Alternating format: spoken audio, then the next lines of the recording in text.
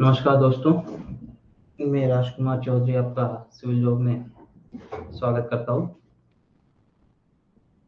कल के लेक्चर से हम आगे की ओर बढ़ते हैं, है ना? लास्ट में हमने देखा था कि भारत का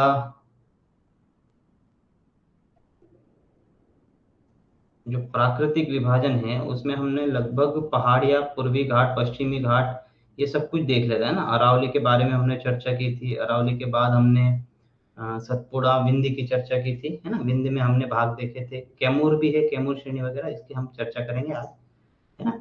कुछ पठारों की चर्चा कर ले हम, है ना। केंद्रीय उच्च भूमि, हमने दक्कन के पठार की चर्चा कर ली थी लास्ट लेक्चर में, है ना। दक्कन का पठार हमारा हो गया था, मालवा का पठार भी हो गया था, है ना। और विस्तृत में चर्चा जो है आपके मध्य प्रदेश में होगा ही इसका।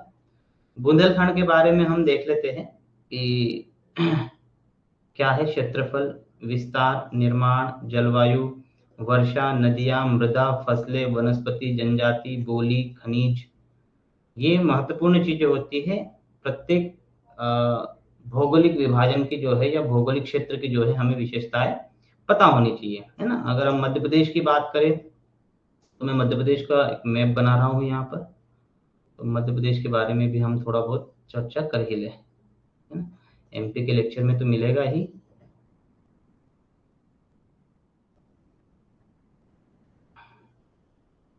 एमपी के लेक्चर में आपको मिलेगा, बट जब भी आप मध्य प्रदेश पढ़ रहे हो, है ना, आपको कहीं भी कोई भी पढ़ा रहा हो, कोई भी टीचर आपको पढ़ा रहे होगे, है ना, कहीं पर भी, तो उन्होंने सबसे पहले आपको कहा होगा कि मैपिंग। सबसे पहले आपको लोकेशन पता होना चाहिए कि कौन सा जिला कहाँ पर है ना। ये तो अगर आप इस फील्ड में आए हो तो ये तो तय है कि आपको मध्य प्रदेश के एक एक जिले की लोकेशन पता होना चाहिए, है ना।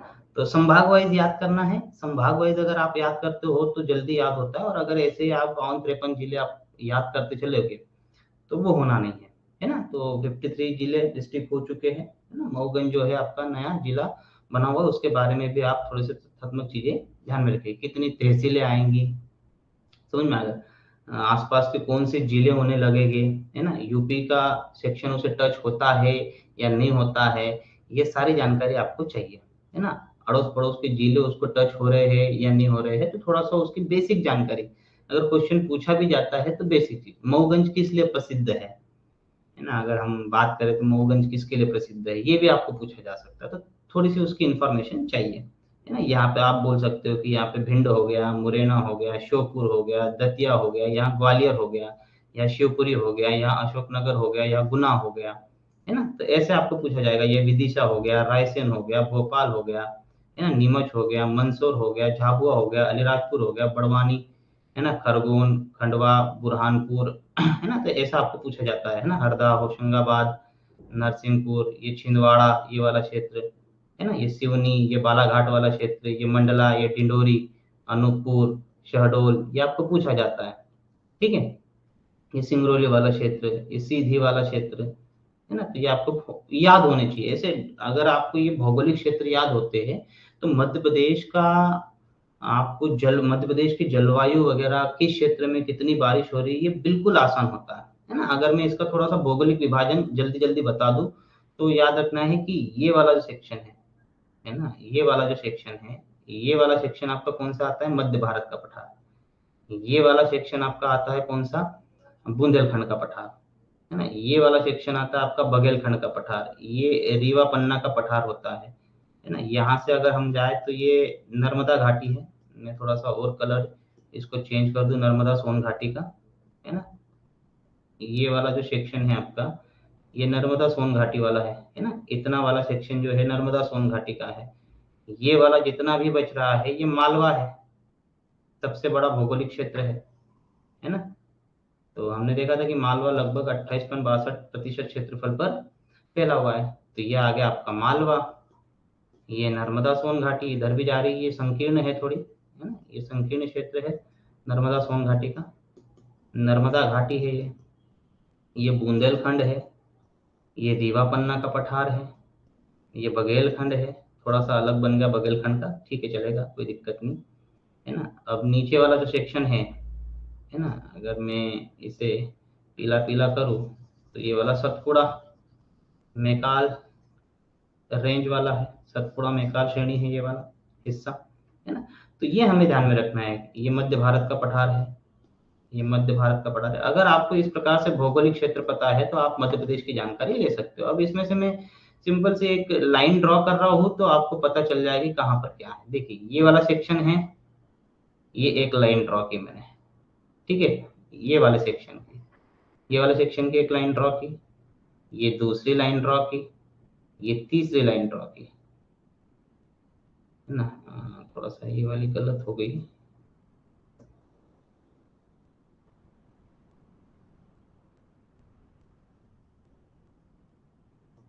हाँ ठीक है, ये वाली मैंने अगर यहाँ से कोई लाइन ड्रॉ की है एसी, और एक लाइन यहाँ से ऐसे ड्रॉ की है, तो देखिए आपको मिल जाता है ये कुछ। अब आपको अगर इस प्रकार की ये 3 लाइन आपने ड्रॉ कर दी ना, तो ये 3 लाइनों में आपको 4 क्षेत्र जो है ऐसे मिलेगी जिसके वर्षा क्षेत्र आपको पता चल जाएगा कहाँ पर कितनी वर्षा हो रही है, ठीक है ना। तो इधर के जिले आपको पता है सब कुछ, इस बीच के जिले आपको पता होंगे कौन से, इधर के क्षेत्र के जिले पता होंगे, यहाँ क्षेत्र के जिले पता। अब यहाँ पर कौन से आएगा भाई, सीधी सिंगरौली आएगा, शहडोल आएगा, अनूपपुर आएगा, मंडला डिंडोरी आएगा, बालाघाट सिवनी का क्षेत्र आएगा, है ना, थोड़ा बहुत जबलपुर का क्षेत्र आ जाएगा। तो इन क्षेत्र में क्या आ जाएगा, यहाँ पर जो है हमें देखना है, यहाँ पर 75 सेंटीमीटर से कम वाला एरिया है ये, 75 सेंटीमीटर से कम वाला एरिया है ना। हालांकि इस क्षेत्र को थोड़ा सा ऐसा ड्रॉ करना था मुझे, ठीक है, कोई दिक्कत नहीं। ये क्या है, 75 से कम सेंटीमीटर की वर्षा यहाँ पर होती है आपकी, है ना। तो आपने देखा होगा ये वाला मध्य भारत का क्षेत्र जो है 75 सेंटीमीटर से कम प्राप्त करता है। फिर इधर का जो है वो 75 से 100 सेंटीमीटर के बीच में प्राप्त करता है। यहाँ वाला 100 से 125 सेंटीमीटर की वर्षा होगी, तो आपको पता है कौन से जिले आएंगे इसमें। और यहाँ पर 125 से 150 सेंटीमीटर की वर्षा प्राप्त करता है। तो जहां पर ज्यादा वर्षा होगी वनस्पति भी सघन होगी, है ना। तो ये ध्यान में रखना है। देखिए अगर हम बुंदेलखंड के पठार की बात करें तो बुंदेलखंड के पठार पे हमने क्या देखा, 75 से 100 सेंटीमीटर की औसत वर्षा है। अगर 100 सेंटीमीटर की औसत वर्षा है तो स्वाभाविक सी बात है कि यहाँ पर पर्णपाती वनस्पति होगी, है ना। वनस्पति भी देखेंगे हम, यहाँ पर किस प्रकार की खेर, सागौन, तेंदु, नीम उष्णकटिबंधीय मानसूनी वनस्पति है। तो उष्णकटिबंधीय मानसूनी वनस्पति का तात्पर्य है कि ये डेसिडियस होगी, यानी कि पर्णपाती होगी, है ना। तो अगर हम बात करें इसके विस्तार की, है ना, मध्य प्रदेश में याद हमें 23,733 वर्ग किलोमीटर है, मध्य प्रदेश के कुल क्षेत्रफल का 7.7%। विस्तार दतिया, अशोकनगर, छतरपुर, टीकमगढ़, पन्ना, है ना, ये भी आएगा। निवाड़ी, एक और जिला ऐड कर दीजिए, निवाड़ी भी आ जाएगा। ग्रेनाइटिक नीच चट्टान से बना है, याद रखना। ग्रेनाइटिक नीच चट्टान है कि सबसे कठोर चट्टानों में से एक है, रूपांतरित हो चुकी है। नीच चट्टान ग्रेनाइटिक का ही रूपांतरित चट्टान है। तो ग्रेनाइटिक नीच चट्टान है, बहुत ज्यादा जो है वह कठोर होती है, और कठोर होने के कारण याद रखना है, और समुद्र से दूरी होने के कारण क्या होता है, यहाँ पर महाद्वीपीय प्रकार की जलवायु। अब महाद्वीपीय जो प्रकार की जलवायु का तात्पर्य होता है कि देखिए कठोर चीज क्या होती है, अगर वो ऊष्मा का सुचालक है तो कठोर चीज ये होती है, अगर वो ऊष्मा का सुचालक है तो वो गर्मी में अत्यधिक गर्म हो जाएगा और ठंड में अत्यधिक ठंडी हो जाएगी वो जमीन, क्योंकि उसकी स्पेसिफिक हीट जो है वो सबसे कम होती है, कम होगी ना। अगर स्पेसिफिक हीट कम होगी तो सीधी सी बात है कि वह गर्म जो है वह जल्दी से हो जाएगा, और ठंडा भी जो है वह जल्दी से हो जाएगा।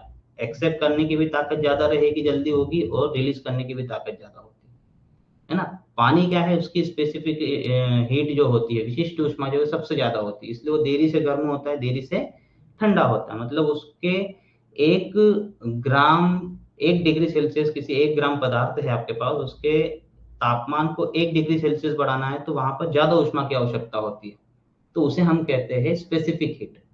तो ज्यादा चाहिए तो ज्यादा स्पेसिफिक हीट होती है पानी की, हाँ। तो पानी को गर्म होने के लिए ऊर्जा भी ज्यादा चाहिए, ऊष्मा भी ज्यादा चाहिए आपको, तो वो देरी से गर्म होता है। यहाँ पर क्या, ग्रेनाइटिक नीच चट्टान है तो वो जल्दी से गर्म हो जाएगी और जल्दी से ठंडी हो जाती है। इस कारण से याद रखना यहाँ पर महाद्वीपीय प्रकार की जलवायु पाई जाती है। वर्षा अगर देखें तो 75 से 100 सेंटीमीटर अभी हमने देखा, यहाँ पर 75 से 100 सेंटीमीटर हमने देखा, है ना। अगर हम बात करें नदियां, तो बेतवा, धसान, केन महत्वपूर्ण नदी है ना। केन यहाँ की महत्वपूर्ण है, बेतवा नदी है। तो बुंदेलखंड की जीवन रेखा जो है वह बेतवा नदी को कहा जाता है, याद रखना है। मृदा यदि हम देखें तो मिश्रित मिट्टी है, कहीं पर लाल है, कहीं पर पीली है, लाल पीली है, कहीं पर काली मिट्टी का विस्तार है। फसलें अगर देखें तो गेहूं, बाजरा, ज्वार ये महत्वपूर्ण है। वनस्पति में अभी हमने देखा खेर, सागौन, तेंदु, नीम। जनजाति देखो तो छहुर जो है वो महत्वपूर्ण जनजाति है यहाँ पर, बोली बुंदेली है। खनिज अगर देखें तो ग्रेनाइटिक पत्थर है, रॉक फॉस्फेट, है ना, ज्यादातर खनिजों का यहाँ पर अभाव ही पाया जाता है। बुंदेलखंड में कोई विशेष प्रकार के ज्यादा खनिज हमें प्राप्त नहीं होते। बघेलखंड की बात करें तो हमें देखिए भैया, बघेलखंड में क्या हो रहा है, 125 से 150 सेंटीमीटर, मतलब मध्य प्रदेश में सबसे ज्यादा मानसून का कहीं पर प्रभाव होगा तो बघेलखंड वाला क्षेत्र है ना। तो एक तो मेकाल श्रेणी, एक तो बघेलखंड है, ये दोनों ही क्षेत्र पर याद रखना है कि मानसून का प्रभाव ज्यादा है, इसीलिए यहाँ पर मानसूनी प्रकार की जलवायु होगी। कैसी होगी, मानसूनी प्रकार की जलवायु। निर्माण गोंडवाना शेल समूह से, अर्थात कोयले के भंडार यहाँ पर देखने को मिलते हैं हमें, है ना। जहाँ पर गोंडवाना शेल समूह होगा वहां पर आपको कोयले के भंडार मिलेंगे ही मिलेंगे। तो मध्य प्रदेश के कुल क्षेत्रफल का 7.1% है ना। शहडोल, उमरिया, अनूपपुर, डिंडोरी, सीधी, सिंगरौली, ये वाले जो है प्रमुख जिले इसके अंतर्गत शामिल होते हैं। वर्षा अभी हमने देखा 125 से 150 सेंटीमीटर, यानी कि यहाँ पर आर्द्र पर्णपाती होंगे। कैसी होगी वनस्पति, आर्द्र पर्णपाती होगी, है ना। यहाँ पर वनस्पति दिया है वन संपदा की दृष्टि से संपन्न है, तो यहाँ पर आर्द्र पर्णपाती हो गया। आर्द्र पर्णपाती यानी कि अर्ध पर्णपाती भी हम कह सकते हैं इसे। तो ये ध्यान में रखना है कि समय आने पर ही अगर यहाँ पर पानी की कमी होती है तो पादप सगत जो है वो अपनी पत्तियां गिराते हैं। जबकि हमने देखा कि बुंदेलखंड में क्या है, ग्रीष्मकाल तक आते आते ये अपनी पत्तियां गिरा देंगे। शुष्क पर्णपाती है वहां पर, है ना, याद रखेगा। तो साल, सागौन, बांस यहाँ की प्रमुख वनस्पति है ना। तो साल का प्रमुख सघनता जो है वो आपको यहीं पर मिल जाएगा, है ना। एक जिला और लिख लीजिएगा, मंडला। तो मंडला वगैरह ये क्षेत्र में आपको क्या दिखाई देगा, साल, सागौन, बांस वगैरह ये भी आपको देखने को मिल सकते हैं।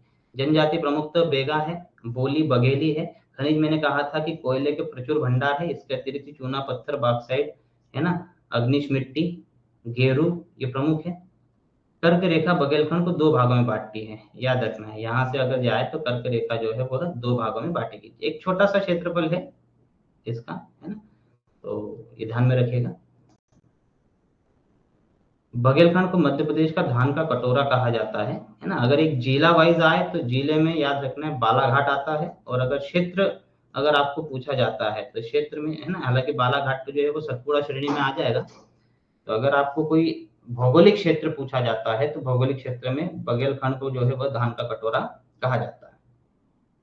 सतपुड़ा की बात करें तो हमने कल भी देखा था, सतपुड़ा को तीन भागों में बांट कर देखा था। सतपुड़ा इस श्रेणी की ऊंचाई पूर्व से पश्चिम की ओर क्रमशः कम होती जाती है ना। पूर्व से पश्चिम की ओर मतलब जैसे जैसे हम इधर से बालाघाट से बड़वानी की ओर आएंगे हम, तो इसकी हाइट जो है ना वो कम होते जाती है ऐसे। अपवादा स्वरूप आपको एक महादेव हिल्स पर आपको मिल जाएगा धूपगढ़, जो मध्य प्रदेश की भी सबसे ऊंची चोटी है। ठीक है, क्षेत्रफल 34,000 किलोमीटर स्क्वायर में है। औसत ऊंचाई अगर देखें तो 400 से 600 मीटर है। जलवायु मानसूनी प्रकार की है, लेकिन अलग अलग क्षेत्र में अलग अलग प्रकार की है, क्योंकि विस्तार इसका पूर्व से पश्चिम की ओर ज्यादा है ना। तो यहाँ पर शुष्क प्रकार की मिलेगी, यहाँ पर अर्ध प्रकार की मिलेगी, है ना, यहाँ पर, है ना। तो जैसे जैसे आप पूर्व से पश्चिम की ओर जाते हो आपकी जलवायु चेंज होती जाती है। देखिए, पूर्वी भाग में 125 से 150 सेंटीमीटर, तो पश्चिमी क्षेत्र में 75 सेंटीमीटर से कम वर्षा होती है। हमने देखा यहाँ पर, है ना, कि जैसे यहाँ पर है 125 से 150, जैसे जैसे हम इधर की ओर आएंगे पश्चिम की ओर, यहाँ पर वर्षा की मात्रा क्या होती है, कम होते चली जाती है। ये भी ध्यान देना है। ठीक है, विस्तार मंडला, बालाघाट, सिवनी, छिंदवाड़ा, बैतूल, नीचे के पूरे जिले आ जाएंगे, खरगोन, बड़वानी, होशंगाबाद, है ना, ये क्षेत्र है। इसके तीन भाग हैं हमने देखा। पश्चिमी सतपुड़ा जिसे राजपीपला श्रेणी के नाम से भी जाना जाता है। बुरहानपुर दर्रे से पश्चिम में गुजरात तक इसका विस्तार है। अखरानी पहाड़ी, बड़वानी पहाड़ी, असरगढ़ की पहाड़ी, ये सब पश्चिमी सतपुड़ा में शामिल होते हैं। ठीक है, तो ये वाला क्षेत्र है, ये वाला रीजन है, यहाँ से देखना है ना। ये असरगढ़ की पहाड़ियाँ है, बड़वानी की है, अखरानी की है, और इधर गुजरात में राजपीपला है ना। सरदार सरोवर के समीप जो श्रेणी गुजरी हुई है वो राजपीपला श्रेणी है, तो ये ध्यान में रखना है हमें। राजपीपला श्रेणी जो है वो उसका, तो बड़ी श्रेणी जो है वो राजपीपला, इसीलिए पश्चिमी सतपुड़ा को राजपीपला के नाम से जाना जाता है। पूर्वी में अगर आए तो इसे हम केवल सतपुड़ा के नाम से भी जाना जाता है।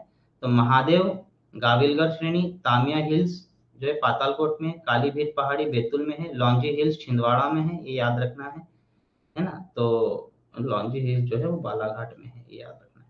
बुरहानपुर से मैकाल के दक्षिण तक महादेव श्रेणी में स्थित धूपगढ़ जो है वह, ये बुरहानपुर से मेकाल श्रेणी तक जो है इसका विस्तार है। मेकाल श्रेणी के दक्षिण तक इसका विस्तार है। महादेव श्रेणी में स्थित धूपगढ़ जिसकी ऊंचाई 1350 मीटर है, वो प्रदेश की सबसे ऊंची चोटी, सतपुड़ा की भी सबसे ऊंची चोटी और प्रदेश की भी। तो कहाँ पर है, महादेव श्रेणी में है, याद रखना है। सतपुड़ा के महादेव श्रेणी में।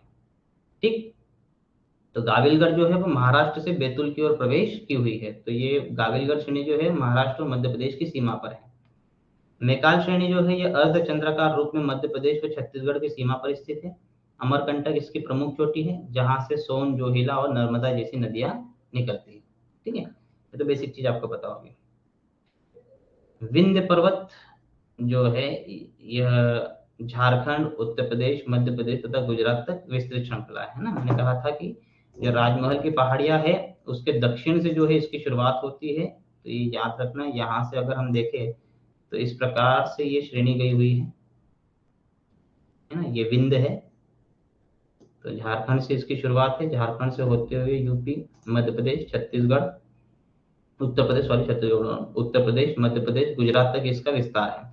चूना पत्थर और साथ में याद रखना बलुआ पत्थर की जो है वो प्रधानता है यहाँ पे। इसमें किसकी प्रधानता है? चूना पत्थर और बलुआ पत्थर जो है इसकी प्रधानता आपको यहाँ पर विंध्य पर्वत में मिलेगी। यह कई श्रेणियों में विभक्त है जैसे कैमूर, भांडेर, भारनेर आदि में। ठीक है, तो आपको अगर मैं यहाँ पर दिखाऊं तो ये जो यहाँ पर फिर से बना दूं छोटा सा,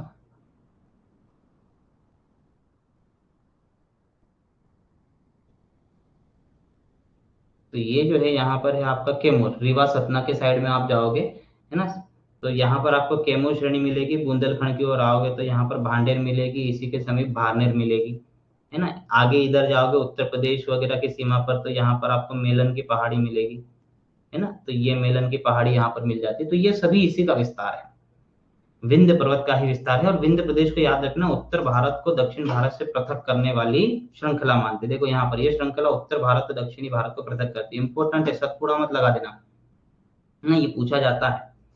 यह सोन एवं गंगा के मध्य जल विभाजक का कार्य करती है। देखिए सोन एवं गंगा के मध्य जल विभाजक का काम कैसे करेगी? देखिए यहाँ से सोन निकल रही है, ऐसी जा रही है इस प्रकार से, और यहाँ से ये गंगा नदी तंत्र की जो है एक नदी है यमुना नदी, जो यहाँ पर आ रही है और यहाँ से गंगा जा रही है। ठीक है ना, इस प्रकार से ये गंगा जा रही है। तो ये वाली जो है कैमूर श्रेणी ये गंगा नदी तंत्र और सोन नदी तंत्र को पृथक करती है। चलिए, इस श्रेणी से केन, टोंस जैसी नदियां उद्गमित होती है ना। तो यहाँ से याद रखना केन नदी भी होती है, टोंस नदी भी होती है, ये प्रमुख नदियां यहाँ से निकलती हैं। अरावली के बारे में हम कल पढ़ चुके हैं। ठीक है, पश्चिमी घाट भी हम पढ़ चुके हैं, पूर्वी घाट भी हम पढ़ चुके हैं, इन दर्रों की भी चर्चा हम कल कर चुके हैं। तो ये हमारे याद रखना है प्रमुख क्षेत्र है, भौगोलिक क्षेत्र है, जिसमें अभी हमें पढ़ना है कि भारत के तटीय मैदान क्या है। लेकिन तटीय मैदान से पहले हमें भारत के जो उत्तर का मैदान है उसे हमें डिटेल में थोड़ा सा पढ़ना होगा, क्योंकि यहाँ से क्वेश्चन पूछे जाते हैं। तो अगर हम उत्तर के विशाल गंगा के मैदान की बात करें है ना, तो ये वाला है। देखिए यहाँ से अगर हम इसको शिवालिक माने, यहाँ से हम इसे अगर शिवालिक माने, और इधर भी विस्तार है इसका है ना, थोड़ा सा दूसरी पेन से मैं बता दूं, ये लघु हिमालय का विस्तार है, ये शिवालिक का विस्तार है ना, ये विंध्य पर्वत है, याद रखना है। तो ये यहाँ से राजस्थान में पहले सिंधु नदी बहती थी है ना। तो जैसे शिवालिक का उत्थान हुआ, देखिए पहले क्या होता था, अगर मैं यहाँ पर और एक मैप बना दूं तो आपको अच्छे से समझ में आएगा। देखिए सिंधु नदी अगर पहले जाती थी तो हिमालय के पूर्ण उत्थान से, शिवालिक का उत्थान पहले ज्यादा नहीं हुआ था तो सिंधु नदी ऐसी बहती थी है ना, ये सिंधु नदी का प्रवाह क्षेत्र था। अब धीरे धीरे धीरे धीरे जैसे शिवालिक, देखिए जैसे ये ऐसी बह रही थी ना, ऐसी अगर ऐसी बह रही थी, धीरे धीरे यहाँ पर अगर मान लो कि उसके आगे अगर शिवालिक का उत्थान हो रहा है तो ये नदी ऊपर की ओर खिसकते जाएगी, ये नदी ऊपर की ओर, जैसे जैसे शिवालिक का उत्थान होता गया ये नदी ऊपर की ओर चलती गई, और आज इसका जो स्वरूप है वो ऐसा है। लेकिन जब तक यहाँ तक थी, यहाँ पर वह अपने अवसाद बिछा के जा चुकी थी, तो यानी कि ये भी तो जलोढ़ मैदान होगा, ये भी तो नदी के द्वारा जो है वह निर्मित मैदान होगा है ना। ये सिंधु ने किया है, उसी प्रकार से यहाँ पर गंगा ने किया होगा अवसादों का बिछाव, उसी प्रकार से ब्रह्मपुत्र ने यहाँ पर किया होगा। तो हमारा जो उत्तर का विशाल मैदान है वो केवल एक नदी के द्वारा नहीं बना है, बल्कि ब्रह्मपुत्र नदी भी उसमें शामिल है, सिंधु नदी भी शामिल है, और गंगा नदी भी शामिल है। तो ये हमें ध्यान में रखना है। तो इन नदियों के द्वारा जो है उसका विकास हुआ है उसका विस्तार जो है हम देखते हैं यहाँ पर। तो राजस्थान से लेकर, याद रखना है, राजस्थान, इधर दक्षिणी पंजाब हरियाणा में भी इसका विस्तार है। तो यहाँ से अगर हम देखें तो ये इसका विस्तार है ना, ये यूपी, बिहार, पश्चिम बंगाल, है ना, ये इधर असम का क्षेत्र है, ये वाला संपूर्ण क्षेत्र जो है यहाँ पर ये गंगा का मैदान बसा पड़ा हुआ है, ये वाला क्षेत्र तो हमें देखना है। ठीक है, तो ये वाला क्षेत्र हम देखते हैं। तो ये पूरा उत्तर का विशाल मैदान है। अगर हम इसकी चर्चा करें तो उत्तर भारत के मैदान का निर्माण मुख्यतः सिंधु, गंगा, ब्रह्मपुत्र नदी के तथा उनकी सहायक नदियों के द्वारा लाए गए अवसादों के निक्षेप से हुआ है। तो उत्तर का जो भी विशाल मैदान है वो नदियों के जलोढ़ के निक्षेपण से हुआ है ना। यानी कि अपर्दन हुआ है कहीं से और कहीं पर निक्षेपण हुआ है। अपर्दन यानी कि कहीं से अवसादों को टूटकर, है ना, अपर्दन का अर्थ होता है ये गैर स्थानिक प्रक्रिया है, जहां पर चट्टान टूटकर अवसाद आगे की ओर ट्रांसफर होते हैं। तो ये प्रक्रिया जो है वह क्या कहलाती है, ये प्रक्रिया कहलाती है आपके अपर्दन की। ठीक है, तो अपर्दनात्मक कारणों से जो है वो याद रखना है तथा निक्षेपण से इसका निर्माण हुआ है। ठीक, तो गंगा के मुख्य मैदान को दो भागों में विभाजित करके देखा जा सकता है। एक प्रादेशिक विभाजन, एक प्रादेशिक विभाजन अगर कहा जाए तो प्रादेशिक विभाजन को हम क्षैतिज विभाजन भी कहते हैं। प्रादेशिक विभाजन को हम क्या कहते हैं, क्षैतिज विभाजन भी कहते हैं। अगर हम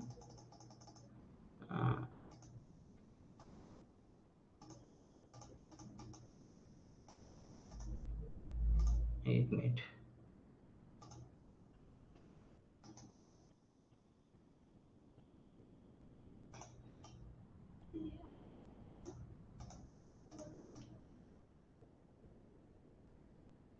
अगर हम देखें यहाँ पर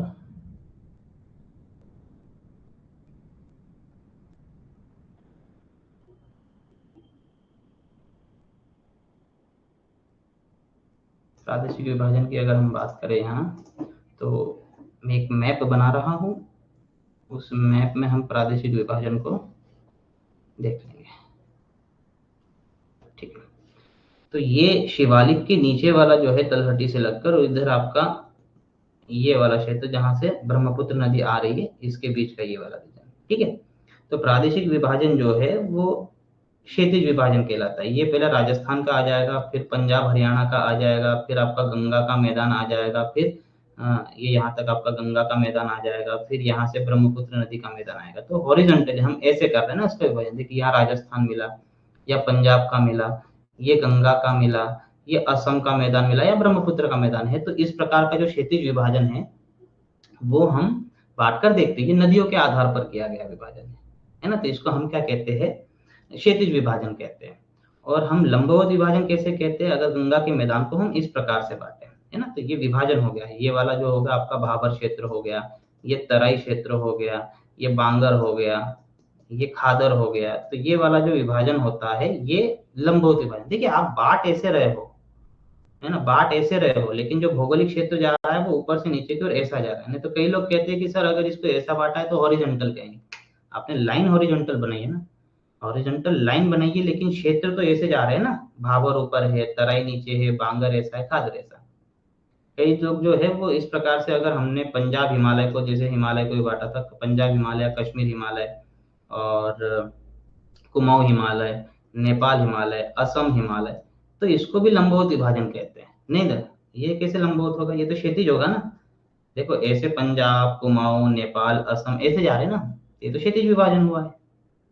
तो कई लोग इसको हॉरिजॉन्टल कहते हैं। और वृहद हो गया, लघु हो गया, है ना, शिवालिक हो गया, तो इसको जो है वो क्षैतिज विभाजन मानते हैं। अरे लंबवत ऐसा है ना, ये वृहद है ना, ये लघु है ना, ये शिवालिक है ना, आप कैसे जाओगे, आप ऐसे नीचे जा रहे हो ना, ये तो लंबवत विभाजन हुआ, ऊर्ध्वाधर विभाजन हुआ। तो इसमें थोड़ा सा आपको कंफ्यूजन जो होता है उसको क्लियर करना है। ठीक है, तो ये क्षैतिज विभाजन है, इसको हम प्रादेशिक विभाजन, क्योंकि नदियों के द्वारा यह किया गया विभाजन है। तो जरा देख लेते हैं हम। पहला है पंजाब हरियाणा का मैदान, हम देखते हैं। तो सिंधु एवं उसकी सहायक नदियों द्वारा निर्मित है, याद रखना है। तो ये वाला जो मैदान है आपका, ये पंजाब का मैदान है, इसको ध्यान में रखना है। ये वाला पंजाब का मैदान है, पंजाब हरियाणा का प्लेन है। तो पंजाब हरियाणा प्लेन में यहाँ की पुराने जलोढ़ को बेडलैंड कहा जाता है। याद रखना है कि इस क्षेत्र में जो भी जलोढ़ होती है उसे बेडलैंड के नाम से हम जानते हैं। नदियों द्वारा अपर्दन से निर्मित भूमि को यहाँ पर चौस कहते हैं। तो चौस अपर्दन यहाँ पर हुआ है, नदियों का अपर्दन यहाँ पर हुआ है, छोटे छोटे यहाँ पर किनारों पर जो है नदियों के किनारे वाले भाग पर अपरदन ज्यादा हुआ है, तो उसको हम चौस अपरदन कहते हैं ना। तो पंजाब और हरियाणा प्लेन की अगर हम बात करें तो पंजाब प्लेन में हरियाणा प्लेन की अपेक्षा जो है वो ज्यादा वर्षा होती है थोड़ी। अगर हम यहाँ पर बात करें तो 80 से 90 सेंटीमीटर की औसत वर्षा हम पंजाब पे देखते हैं। अगर हरियाणा की अगर हम बात करें तो 60 से 70 सेंटीमीटर तक हम वर्षा यहाँ पर देखते हैं। कितनी देखते हैं? 60 से 70 सेंटीमीटर की हम औसत वर्षा हरियाणा में देखते हैं। तो पंजाब की अपेक्षा जो है वो हरियाणा थोड़ा सा सूखा क्षेत्र है, ये ध्यान में रखना है, क्योंकि पंजाब में विशेषकर जो है वो शिवालिक आ जाती है और वहां से वर्षा जो है वह मानसूनी हवाएं टकरा कर थोड़ी बहुत वर्षा वहां पर करा देती है। लेकिन पंजाब और हरियाणा दोनों ही ज्यादा वर्षा वाले क्षेत्र हमारे पास है नहीं। तो थोड़ी बहुत वर्षा यहाँ पर होती है, 80 से 90 सेंटीमीटर पंजाब के क्षेत्र में, और हरियाणा के क्षेत्र में 60 से 70 सेंटीमीटर वर्षा होती है। हरियाणा की अगर हम बात करें तो हरियाणा में एक नदी प्रवाहित होती है, घग्गर नदी, है ना। तो ये प्रमुख नदी है हरियाणा की, जिसे हरियाणा की जीवन रेखा के नाम से भी जाना जाता है, घग्गर नदी, जिसमें हम सरस्वती के साक्ष्य को देखते हैं, है ना। वर्तमान में सरस्वती का स्वरूप जो है वो घग्गर के रूप में माना जाता है ना। तो याद रखना है, हरियाणा में बहती घाघरा नदी अलग है, घग्गर अलग है ना। तो घग्गर नदी जो है वह यहाँ से ऐसी प्रवाहित होती है, हरियाणा से होती है, राजस्थान में जाकर विलीन हो जाती है हनुमानगढ़ के निकट। तो राजस्थान में हनुमानगढ़ के निकट जो है यह अंतःस्थलीय प्रवाह का निर्माण कर देती है। ठीक है, तो ये हरियाणा की प्रमुख नदी है, ये भी ध्यान में रखना है आपको। दूसरा है राजस्थान का मैदान। राजस्थान के मैदान को दो भागों में बांटकर देखा जाता है, एक पश्चिमी राजस्थान और दूसरा है पूर्वी राजस्थान का मैदान। अगर अरावली की हम बात करें तो अरावली के उधर वाला जो मैदान है, ये वाला जो मैदान है, ये पश्चिमी राजस्थान का मैदान है, पश्चिमी राजस्थान का मैदान है। और इधर वाला जो मैदान है, ये वाला है पूर्वी राजस्थान का मैदान। ध्यान देना है, यहाँ पर मैं एक चीज और आपको बता दूं कि अगर हम भारत के मैप को देख रहे हैं तो इसमें कहीं ना कहीं मध्य प्रदेश वाला भी एरिया आएगा ना, मध्य प्रदेश वाला एरिया भी तो आएगा कहीं ना कहीं। ठीक है, तो ये मध्य प्रदेश, तो मध्य प्रदेश का उत्तर पश्चिमी क्षेत्र जहां से हमारी चंबल नदी प्रवाहित हो रही है, यहाँ से ऐसी चंबल नदी प्रवाहित हो रही है, चंबल का उधर पश्चिमी वाला भाग है, चंबल से ऊपर वाला जो क्षेत्र है ना वो पूर्वी राजस्थान में आएगा। ये वाला क्षेत्र जो है ना, ये कहाँ आएगा? पूर्वी राजस्थान में, यहाँ पर। तो इधर मध्य प्रदेश का नीचे का एरिया आएगा, है ना। तो वो अलग भूमि का निर्माण करेगा, वो गंगा के मैदान में है, क्योंकि चंबल नदी जो है वह यमुना के सहायक है। ठीक है ना। तो यमुना और चंबल का एक अलग क्षेत्र होता है, जिसे यमुना चंबल उत्खात भूमि के नाम से जाना जाता है, या चंबल यमुना उत्खात भूमि के नाम से जाना जाता है। उत्खात यानी कि यहाँ पर अपरदनात्मक क्रियाएं बहुत ज्यादा हुई है, तो भूमि जो है वो उबड़ खाबड़ है। ठीक है, उस पर भी हम चर्चा करेंगे। लेकिन अभी राजस्थान में दो है, देखिए अरावली के उधर पश्चिम में जाओगे तो पश्चिमी राजस्थान का मैदान, और इधर पूर्व में आओगे तो पूर्वी राजस्थान का मैदान आएगा।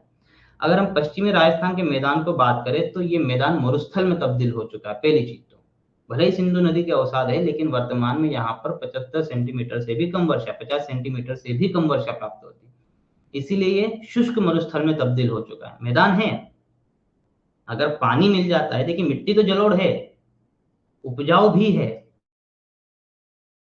हम बात करें तो भाई ये तो सिंधु नदी के अवसाद है ना यहाँ पर, और सिंधु नदी के अगर यहाँ पर अवसाद है तो ये जलोढ़ है।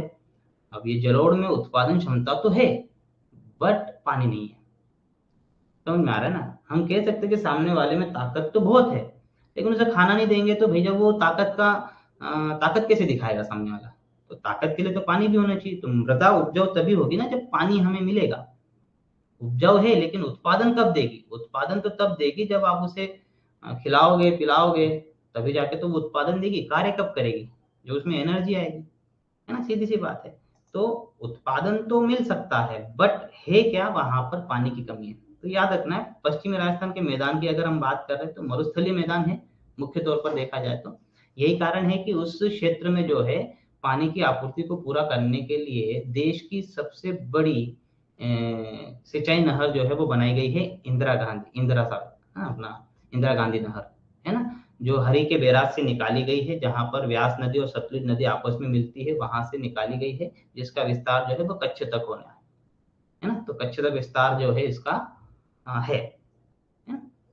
तो ऐसी गई है वो, मैं डायग्राम में बता दूं, यहाँ से ऐसी गई है ये वाली नहर, हरी के बैराज है यहाँ पर पंजाब में कपूरथला के निकट, तो यहाँ से ऐसी गई है ये वाला क्षेत्र, ये वाली नहर गई हुई है ना, ये वाली नहर गई हुई है, तो ये ध्यान में रखना है, ये वाली नहर यहाँ से गई हुई है, तो इंदिरा गांधी नहर गई हुई है ना। तो देश की सबसे लंबी सिंचाई नहर के रूप में भी जानी जाती है। यह थार मरुभूमि का विस्तार है। यहाँ जैसलमेर, ये याद रखना है, जो पश्चिमी राजस्थान का जो मैदान है, एक और चीज याद रखना है, पेट्रोलियम के दृष्टिकोण से जो है वो महत्वपूर्ण है, प्राकृतिक तेल के दृष्टिकोण से। और आपको पता होगा कि तेल के उत्पादन में राजस्थान अग्रणी राज्य है हमारा। राज्यों की अगर चर्चा करें तो राजस्थान है ना, अब असम नहीं रहा है, असम को पीछे पछाड़ते हुए राजस्थान प्रथम स्थान पर आ गया है, ये ध्यान में रखना है। तो जैसलमेर, बाड़मेर, बीकानेर जैसे क्षेत्रों में प्राकृतिक तेल गैस के भंडार पाए जाते हैं। तो यहाँ पर तेल के कई सारे कुएं बने हुए हैं, है ना। अगर हम कुओं की चर्चा करें तो यहाँ पर उनको नाम भी दिया गया है, मंगलम नाम दिया गया है। एक बार मेंस में पूछा गया था कि मंगला क्या है, तो तेल के प्राकृतिक कुएं है राजस्थान के पश्चिमी क्षेत्र में, याद रखना है ना। तो मंगलम है, भाग्यम है, सरस्वती है, ऐश्वर्य है ना, सरस्वती है। ये प्रमुख तेल के कुएं है, कहाँ पर है, पश्चिमी राजस्थान में। ये बाड़मेर जैसलमेर जो पेटी है, बाड़मेर जैसलमेर, ये प्रमुख प्राकृतिक तेल की पेटी है। समझ में आया, तो ये महत्वपूर्ण याद रखना है, पश्चिमी राजस्थान की खास बात। पूर्वी राजस्थान की बात करें तो ये अरावली के पूर्व में है, इसे बांगर मैदान भी कहा जाता है। बांगर की उर्वर भूमि को रोही कहा जाता है, याद रखना है। बांगर याद रखना है, पुरानी जलोढ़ है ये, यहाँ पर ज्यादा उपजाऊ तो है नहीं ये, लेकिन पूर्वी राजस्थान का जो मैदान है वो इसलिए उपजाऊ नहीं है, देखिए उपजाऊ तो ये भी था, बट यहाँ पर लवणता ज्यादा है, इस क्षेत्र में जो है लवणता ज्यादा है, इसीलिए यहाँ की मृदा जो है वो लवणीय हो चुकी है, इसलिए उर्वरता ज्यादा नहीं। लेकिन कुछ क्षेत्र है बांगर का जहाँ पर उत्पादन क्षमता जो है वो बेहतर है, थोड़ी है ना, दूसरे के मुकाबले बेहतर है, उसको हम रोही कहते हैं। तो बांगर की उर्वर भूमि को क्या कहा जाता है, रोही को कहा जाता है। अब महत्वपूर्ण है गंगा का मैदान। अब गंगा के मैदान को आते हैं, तो गंगा के मैदान का जो विभाजन है हम इसे पुनः से 3 भागों में बांट कर देखते हैं। ऊपरी गंगा का मैदान, मध्य गंगा का मैदान और निम्न गंगा का मैदान। ठीक है, ऊपरी गंगा का मैदान, मध्य गंगा का मैदान और निम्न गंगा का मैदान। अगर हम बात करें, मैं यहीं पर आपके मैप को बना दूं तो थोड़ा सा अच्छा रहेगा, बार बार उधर जाए हम। हाँ देखिए, ये शिवालिक है हमारा, है ना, ये शिवालिक है। यहाँ से मैं थोड़ा सा मध्य हिमालय भी बना दूं, यहाँ से ये बना दूं, यहाँ पंजाब राजस्थान का मैदान मैं बना दूं थोड़ा सा, ये पंजाब राजस्थान का मैदान हो गया। ठीक है, अब देखो मैं यहाँ पर पेन चेंज कर रहा हूँ, ये पंजाब हरियाणा का मैदान और ये पूर्वी राजस्थान के मैदान को हम देखें तो यहाँ से लेकर ये जो तीस्ता नदी तक का जो विस्तार है, या महा कोसी नदी तक अगर हम मान ले तो कोसी नदी तक भी आप मान सकते हो, यहाँ तक का जो विस्तार है ना, सुंदरवन डेल्टा तक, यहाँ तक का जो विस्तार है, ये हम मान सकते हैं कि ये गंगा का मैदान है। अब गंगा के मैदान को अगर हम बांट ले तो ये वाला एक मैदान बन जाएगा, ये मध्य गंगा का मैदान बन जाएगा और ये निम्न गंगा का मैदान बन जाएगा ना। तो ये मध्य गंगा वाला भाग है, तो मैं कह रहा हूँ। ठीक है, तो ऊपरी गंगा का मैदान जो है, ये इसकी सीमा देखो, ऊपर की सीमा तो शिवालिक ही बनाएगा, या 300 सेंटीमीटर की समोच्च रेखा जो है ये बनाएगी, या 100 सेंटीमीटर की समवर्षा रेखा। देखिए इसकी उत्तरी सीमा तो अगर शिवालिक पे देखो तो शिवालिक पे औसत वर्षा 100 सेंटीमीटर की होती है। कितनी होती है, औसत वर्षा 100 सेंटीमीटर। अगर मैं शिवालिक को बनाऊं तो शिवालिक की औसत हाइट जो अगर हम देख रहे हैं तो वो 600 से 900 से 1200 मीटर है। लेकिन अगर हम यहाँ से शिवालिक की शुरुआत मानते हैं तो इसकी भी हाइट समुद्र तल से कुछ ना कुछ तो होगी, तो इसकी औसत हाइट जो है वो 300 सेंटीमीटर है समुद्र तल से। तो 300 मीटर, सॉरी 300 मीटर जो है वो औसत हाइट है। तो हम ये कह सकते हैं कि गंगा का मैदान जो है वो 300 मीटर की समोच्च रेखा के नीचे है, मतलब ये इसकी उत्तरी सीमा बना रहा है 300 मीटर, या 300 मीटर न होकर ये जो क्षेत्र है ये औसतन 100 सेंटीमीटर की वर्षा प्राप्त करता है। तो 100 सेंटीमीटर की समवर्षा रेखा आप बोल दो, या 300 मीटर की समोच्च रेखा बोल दो। अब उल्टा मत कर देना, 300 सेंटीमीटर की समवर्षा रेखा, 300 सेंटीमीटर बारिश नहीं होती है शिवालिक पे।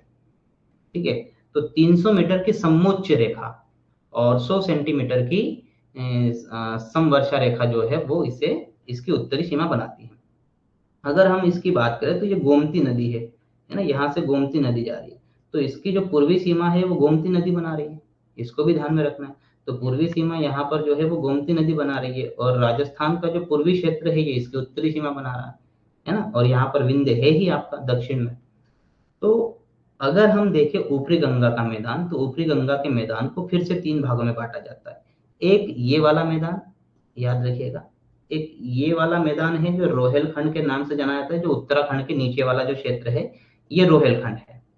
ये वाला है आपका यमुना, गंगा और यमुना दोआब, ये वाला, यहाँ से यमुना जा रही है, यहाँ मिल रही है ना, यहाँ से गंगा भी जा रही है जो मिल रही है, तो ये वाला जो क्षेत्र आता है ये गंगा यमुना का दोआब है ना, ये वाला गंगा यमुना दोआब है, ये रोहेलखंड है। और ये नीचे जो जो क्षेत्र है ना, यहाँ से देखिए चंबल नदी जा रही है और यहाँ से यमुना जा रही है, तो ये चंबल और यमुना का प्रभाव वाला क्षेत्र है, ये वाला नीचे है ना। तो मैं पुनः से दिखा दूं आपको कि ये वाला जो है ये रोहेलखंड है, ये वाला गंगा यमुना का दोआब है। ये गंगा यमुना दोआब यानी कि इसे केवल दोआब के नाम से भी जाना जाता है। तुगलक, आपको पता होगा कि तुगलक ने दोआब में कर वृद्धि कर दी। तो ये वाला क्षेत्र गंगा और यमुना का उपजाऊ क्षेत्र है काफी ज्यादा, पश्चिमी यूपी का क्षेत्र है, काफी उपजाऊ है और गन्ना का प्रमुख क्षेत्र है। ये जाट लैंड ऊपर से नीचे की ओर है, तो ये गन्ना का प्रमुख क्षेत्र है। आपने देखा होगा कि जाटों का प्रभाव यहाँ पर ज्यादा है और गन्ना उत्पादक क्षेत्र है ये, है ना। तो राजनीतिक दृष्टिकोण से ये काफी महत्वपूर्ण क्षेत्र भी हो जाता है। खैर हम उसमें चर्चा नहीं करेंगे, लेकिन फिर भी आपको पता होना चाहिए कि ये 3 क्षेत्र ऊपरी गंगा में है। ये 3 क्षेत्र ऊपरी गंगा में, रोहेलखंड, चंबल यमुना का दोआब और गंगा यमुना का दोआब। तो रोहेलखंड वाला जो क्षेत्र है वो गेहूं उत्पादन के लिए प्रसिद्ध है, जबकि चंबल यमुना में गन्ना और सरसों। तो चंबल यमुना हमें पता है कि चंबल मुरैना वगैरह के क्षेत्र में हम सरसों की खेती भी करते हैं, करते नहीं करते, करते हैं। कोटा वगैरह के क्षेत्र में भी करते हैं, करते नहीं करते, करते हैं। तो यहाँ पर सरसों का उत्पादन भी होता है और गन्ने के उत्पादन के लिए भी प्रसिद्ध है। गंगा यमुना के दोआब की बात करें तो मुख्य तौर पर गन्ना का उत्पादन होता है, हालांकि अन्य फसलें भी ली जाती है, लेकिन प्रमुख फसल जो है वो गन्ना है। तो गंगा यमुना दोआब, चंबल यमुना उत्खात भूमि। अच्छा, चंबल यमुना दोआब को चंबल यमुना उत्खात भूमि के नाम से भी जाना जाता है, बिहड़ों का निर्माण हुआ है यहाँ पे। ऊपरी गंगा के मैदान की बात करें तो रोहेलखंड है, जहां पर गेहूं का उत्पादन ज्यादा होता है। तो ये 3 क्षेत्र है ऊपरी गंगा के मैदान में, हमें ध्यान में रखना, याद हो जाएगा, है ना। देखिए पंजाब हरियाणा के प्लेन पे 2 मैदान है, पंजाब और हरियाणा का प्लेन। हरियाणा के प्लेन पे अगर हम बात करें तो शुष्क क्षेत्र है, और पंजाब की बात करें तो अर्ध शुष्क क्षेत्र है, इतना ध्यान में रहेगा। पंजाब और हरियाणा में याद रखेगा कि अपर्दन हुआ है नदियों के द्वारा, तो उसे चौस अपर्दन के नाम से जाना जाता है, इतना याद रखना है। वेटलैंड का प्रभाव है, यहाँ पर वेटलैंड का निर्माण हुआ है। अगर हम राजस्थान के मैदान को देखें तो 2 भागों में, अरावली के पश्चिम वाला है तो पश्चिमी राजस्थान का मैदान, अरावली के पूर्व में है तो पूर्वी राजस्थान का मैदान।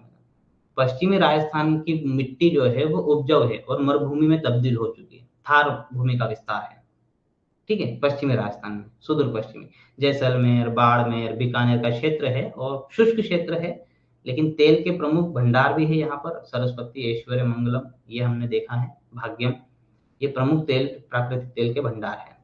इसके अतिरिक्त बात करें तो उपजाऊ भूमि है, किंतु उत्पादन तभी लिया जा सकता है जब पानी की आपूर्ति, और पानी की आपूर्ति के लिए वहां पर इंदिरा गांधी नहर का निर्माण किया गया है। पूर्वी राजस्थान की बात करें तो मिट्टी है, पुरानी जलोढ़ है तो बांगर कहेंगे हम, बांगर का मैदान भी कहा जाता है, लेकिन उनके उपजाऊपन जो है ज्यादा नहीं है। अगर थोड़ा बहुत वहां पर उपजाऊ है भी तो उसे रोही के नाम से जाना जाता है, रोही क्षेत्र के नाम से जाना जाता है, ये भी ध्यान में रखना है ना। अब वो क्यों नहीं है, क्योंकि लवणता ज्यादा है, लवणीय मृदा का विस्तार ज्यादा है। तो आपको अगर मृदा में पढ़ाएंगे भी तो देखिए, भारत में मरुस्थलीय मृदा कहाँ पर पाई जाती है, पश्चिमी राजस्थान। देखो यहाँ मृदा का भी एक टॉपिक कंप्लीट हो गया आपका, है ना। भारत में लवणीय मृदा का, ये पूर्वी राजस्थान लवणीय मृदा है, ठीक है।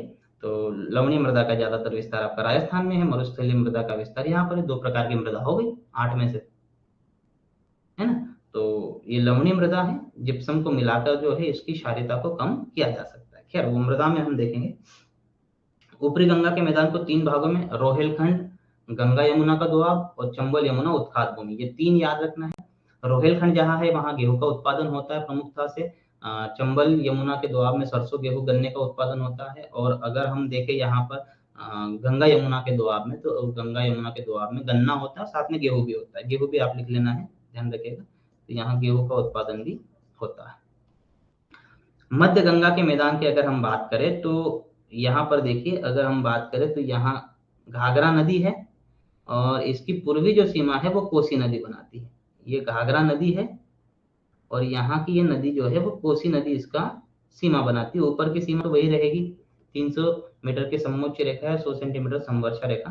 तो इसकी जो पश्चिमी सीमा है वो घग्गर घाघरा नदी बनाती है, और गोमती नदी, सॉरी घाघरा बोल रहा हूँ मैं, गोमती नदी बनाती है। और इधर का जो क्षेत्र है ये वाला पूर्वी सीमा जो है वो कोसी नदी बनाती है। तो यहाँ पर आपको देखिए 3 क्षेत्र और मिल जाएंगे। जो यूपी वाला जो क्षेत्र है ना, ये जो गोमती से यूपी तक का जो क्षेत्र है ना, घाघरा नदी जहां तक की है, वो वाला क्षेत्र जो है वो अवध का मैदान है ना। यूपी बिहार और थोड़ा सा झारखंड का ये वाला एरिया, तो ये वाला जो एरिया है वो अवध का मैदान है। ये बिहार का जो है वो मिथिला का मैदान है, और इनका जो कॉमन क्षेत्र है नीचे वाला, ये वाला जो क्षेत्र है वो मगध वाला क्षेत्र है, मगध का प्लेन बनाता है। तो ये 3 क्षेत्र जो है यहाँ पर मिलते हैं आपको, है ना। ये तीनों क्षेत्र याद रखना, यूपी बिहार, है ना। तो यूपी के हमारे रामलला यहाँ पर है ना। सीता मैया का स्थल जो है मिथिला, मैथिली के नाम से भी जाना जाता है, याद रखना है। तो बिहार की भूमि है, ज्ञान की भूमि के नाम से जाना जाता है ना। तो ज्ञानी लोग ज्यादा है यहाँ पर, ठीक है। वो प्राकृतिक है, काफी ज्यादा होशियार लोग भी है यहाँ पर। तो होशियार का तात्पर्य ये नकारात्मक में नहीं है, मतलब सकारात्मक तरीके से है। वो ज्ञान की भूमि के नाम से ही जानी जाती है मिथिला का क्षेत्र। इस क्षेत्र में जो भी जन्म लेता है ना। खैर आजकल की जलवायु परिवर्तित हो चुकी है, तो हम ज्यादा चर्चा नहीं करेंगे इस पे। तो याद रखिएगा कि ये अवध का मैदान है ना। राम का क्षेत्र, ये सीता मैया का क्षेत्र है, ये मगध का क्षेत्र है नीचे वाला एरिया। तो हमें ध्यान देना है। तो ये जो अवध का प्लेन है और मिथिला का प्लेन है, ये बाढ़ से प्रभावित क्षेत्र है ना। तराई क्षेत्र आता है ये। निर्वनीकरण के कारण क्या है, यहाँ पर बाढ़ काफी ज्यादा आती है। विशेषकर मिथिला का जो क्षेत्र है वो बाढ़ से ज्यादा प्रभावित है, क्योंकि यहाँ पर 2 चीजें हुई है। एक ये है कि निर्वनीकरण जो है वो यहाँ पर बहुत ज्यादा होती है, बहुत ज्यादा प्रमाण में हो चुका है। यही कारण है कि नदियां अपने मार्ग को प्रभाव जो है वो बदलते रहती है। कोसी है, गंडक नदी है, बूढ़ी गंडक नदी है, ये जो है अपने रास्ते में बदलाव करने के लिए जानी जाती है, मार्ग परिवर्तित करने के लिए जानी जाती है। तो वहां पर बाढ़ ज्यादा काफी आती है ना। तो अपर्दन की क्रिया भी होती है और बाढ़ काफी ज्यादा होती है, हर साल बाढ़ आती है। तो ये याद रखना है, अवध का प्लेन है ना। तो इसीलिए यहाँ पर जो है प्रमुखतः चावल का उत्पादन ज्यादा होता है और निर्वहन कृषि ज्यादा होती है, क्योंकि यहाँ से पलायन की समस्या ज्यादा है। पलायन की, क्योंकि वर्षा काल में यहाँ पर जो है वो ज्यादा बारिश, ज्यादा खेती नहीं कर पाते। निर्वहन कृषि का तात्पर्य होता है जो अपने जीवन निर्वाह की जो भी रिक्वायरमेंट्स होती है उसको यह कंप्लीट करती है। ये व्यापारिक उद्देश्य से कृषि नहीं करते हैं, है ना। व्यापारिक फसलें नहीं लेते, नकदी फसलें नहीं लेते हैं। तो ये निर्वहन कृषि है। ये सब्जी वगैरह लगवाते हैं, भिंडी लगवाएंगे, टमाटर लगवाएंगे, है ना। गिलके लगवाएंगे, गिलके यानी कि तुरई वगैरह जो होती है वो भी लगवाते हैं। तो ये मिथिला का मैदान है और अवध का मैदान है, ये चावल प्रमुख है ना। और मगध का मैदान जो है वो झारखंड के क्षेत्र में आ जाता है। इसलिए याद रखना है कि इस क्षेत्र में गंगा नदी का विस्तार है, जलोढ़ मृदा है, तो चावल तो होगी होगी। तो जलोढ़ मृदा में याद रखना है चावल जो है, चावल के लिए सबसे प्रमुख जो मृदा होती है वो जलोढ़ होती है। ऐसा नहीं कि दूसरी मृदा में नहीं लिया जा सकता है। तो अगर हम आप कंफ्यूज हो गए इस चीज में, इधर हमारे बघेलखंड में तो लाल पीली मिट्टी का विस्तार है। नहीं, चावल की खेती हो सकती है, लेकिन लाल पीली मिट्टी में भी हो सकती है, आपकी जलोढ़ मिट्टी में भी हो सकती है। लेकिन दोनों में चावल के लिए सबसे अधिक उपजाऊ कौन सी मानी जाती है, तो वो जलोढ़ मिट्टी मानी जाती है। हालांकि जलोढ़ तो अन्य फसलों के लिए भी अनिवार्य है, लेकिन चावल की बात करें तो जलोढ़ प्रमुख है। साथ ही निर्वहन कृषि और खनिज दृष्टिकोण से संपन्न है, नक्सलवाद से प्रभावित है। कल ही हमने देखा जो छोटा नागपुर का पठार है झारखंड का, वो तो खनिज संसाधनों में धनी है, नक्सलवाद से प्रभावित है ना। तो ये चीजें याद रखना। तो 3 है मध्य गंगा के मैदान में भी, अवध का मैदान, मिथिला का मैदान और मगध का मैदान। निम्न गंगा के मैदान की बात करें तो पश्चिम बंगाल के डेल्टा तक विस्तृत है। यानी कि अगर हम यहाँ पर देखें, अगर हम यहाँ देखें तो यहाँ से देखिए ये कोसी नदी है, और कोसी नदी के बाद में ये वाला जो क्षेत्र है आपका, दार्जिलिंग की पहाड़ियां है। यहाँ पे कौन सी, सिक्किम के नीचे दार्जिलिंग की पहाड़ियां है, ये ध्यान में रखना। दार्जिलिंग के पहाड़ियां यानी कि चिकन नेक से नीचे अगर हम जाएंगे तो गंगा के डेल्टा का विस्तार है। यहाँ पे गंगा ब्रह्मपुत्र के डेल्टा का विस्तार है, तो इस डेल्टा तक है इसका विस्तार। ये इधर मगध का क्षेत्र है, इधर मिथिला का क्षेत्र है, इधर मगध का क्षेत्र है ना। तो ये कोसी नदी से नीचे ये जो डेल्टा का क्षेत्र है, यहाँ तक ये निम्न गंगा का मैदान है। मतलब इसका विस्तार जो है मुख्यतः पश्चिम बंगाल में। निम्न गंगा के मैदान का विस्तार कहाँ है? पूरा पश्चिम बंगाल वाला। तो पश्चिम बंगाल का जो ऊपरी क्षेत्र है वो छोटी सी चिकन नेक ऐसी, इस प्रकार से अगर हम देखें तो इस प्रकार से पश्चिम बंगाल गया हुआ है। ये सिक्किम वाला क्षेत्र है, ये आगे ये आ जाएगा, है ना। तो ये जो ऊपर वाला जो क्षेत्र है ना, ये ऊपर वाला, यहाँ पर पहाड़ियों का विस्तार है, यहाँ पहाड़ी है, और इधर की ओर जो है वो मृदा का विस्तार है, जलोढ़ मैदान है, जिसे आप सुंदरवन डेल्टा के नाम से भी जानते हो, है ना। सुंदरवन डेल्टा है, इसका विस्तार है। तो हम अगर देखें तो ये दो भागों में बटा हुआ है ना, पश्चिम बंगाल का देश का। ऊपरी क्षेत्र में चाय, क्योंकि ये थोड़ा सा पहाड़ी क्षेत्र है तो यहाँ पर चाय है। मैंने आपको जब सामान्य जानकारी हो रही थी तब भी बताया था, दार्जिलिंग का जो क्षेत्र है ये चाय का प्रमुख क्षेत्र है। कौन सा है? चाय का प्रमुख क्षेत्र है। तो ये याद रखना, ये चाय का प्रमुख क्षेत्र आ जाता है। और नीचे क्षेत्र में जो है वो गंगा का डेल्टा है, तो यहाँ पर थोड़ा सा याद रखना है, चावल की खेती है, क्योंकि दलदली क्षेत्र है, मैंग्रोव प्रकार की वनस्पति पाई जाती है। याद रखना है, भारत का सबसे बड़ा मैंग्रोव वनस्पति वाला क्षेत्र है सुंदरवन डेल्टा। तो यह सुंदरी और केजुरिना जैसे वृक्ष यहाँ पर पाए जाते हैं। तो ये वाला जो क्षेत्र है ये धान और जूट के लिए प्रसिद्ध है। किसके लिए है? धान और जूट के लिए जो है यह क्षेत्र जो है वो काफी ज्यादा प्रसिद्ध है। तो ये है निम्न गंगा का मैदान, ठीक है। अगर हम ब्रह्मपुत्र मैदान की बात करें तो ब्रह्मपुत्र नदी जो है इसका असम में इसका विस्तार है, ये याद रखना है ना। असम में ही है इसका विस्तार, ये पूर्ण तौर पर। लेकिन ये जो मैदान है वो ज्यादा चौड़ा नहीं है, संकीर्ण है ना। हर साल बाढ़ से प्रभावित रहता है, क्योंकि ब्रह्मपुत्र नदी यहाँ पर हर साल बाढ़ लाती है। तो इस क्षेत्र में कई नदी द्वीप भी है। चावल और जूट की खेती होती है, पटसन की खेती होती है, याद रखना है ना, जूट पटसन। तो ये प्रमुख है ना। मेघालय के पठार हिमालय के मध्य स्थित संकीर्ण है, संकीर्ण है कि ज्यादा चौड़ा नहीं है ना, गहरी घाटी है इसकी। तो ये वाला होता है ब्रह्मपुत्र का मैदान, जिसे आप असम का मैदान भी कहते हैं। अगर हम गंगा के मैदान का लंबवत विभाजन देखें तो ये शिवालिक है। शिवालिक के नीचे जो है ये वाला जो क्षेत्र है, अगर हम मैं यहाँ पर अच्छी तरीके से बनाऊं इसको, तो इस डायग्राम को याद रखना है आपको, ठीक है। तो बनाता हूँ मैं एक मैप, ड्रॉ कर रहा हूँ मैं। जैसे मान लो कि ये वाला है आपका शिवालिक, है ना। इसकी मैं समोच्च रेखा बना दूं 300 मीटर की। तो शिवालिक के बाद जब नदियां आएगी तो यहाँ पर अपना कुछ अवसाद बिछाएगी। तो जब अवसाद बिछाएगी तो ये मोटे मोटे कंकड़ पत्थरों वाला होगा ना, होगा ये मोटे मोटे कंकड़ पत्थर, और भूकंपीय प्रभावित क्षेत्र है। तो यहाँ पर भी कोई ना कोई जो है वह भूकंप से जो है वह भूस्खलन से कोई ना कोई मोटे मोटे कंकड़ पत्थर जो है वो बजरी जो है यहाँ पर आई होगी, ये वाला क्षेत्र, है ना। तो यहाँ पर जो ग्रीन वाला आपको दिखाई दे रहा है, ये जो ग्रीन वाला आपको दिखाई दे रहा है, ये ग्रीन वाला क्षेत्र जो है वो नदियों के अवसाद है। लेकिन जो नदियां अवसाद लाएगी यहाँ पर, वो जो नदियां अवसाद लाएगी वो तो मोटे मोटे कंकड़ पत्थर लाएगी। अब मोटे मोटे कंकड़ पत्थर लाएगी तो याद रखना है इसमें रंध्रता ज्यादा होगी। और ये भी जो भूस्खलन हुआ है इससे यहाँ पर ये जो रेड कलर के आपको दिखाई दे रहे हैं, ये भी तो मोटे मोटे कंकड़ पत्थर है। लेकिन इन्हें याद रखना है, जो हरे वाला जो जलोढ़ है इसे हम जलोढ़ के नाम से ही जानते हैं, यानी कि एलुवियल, है ना, जलोढ़ है ये।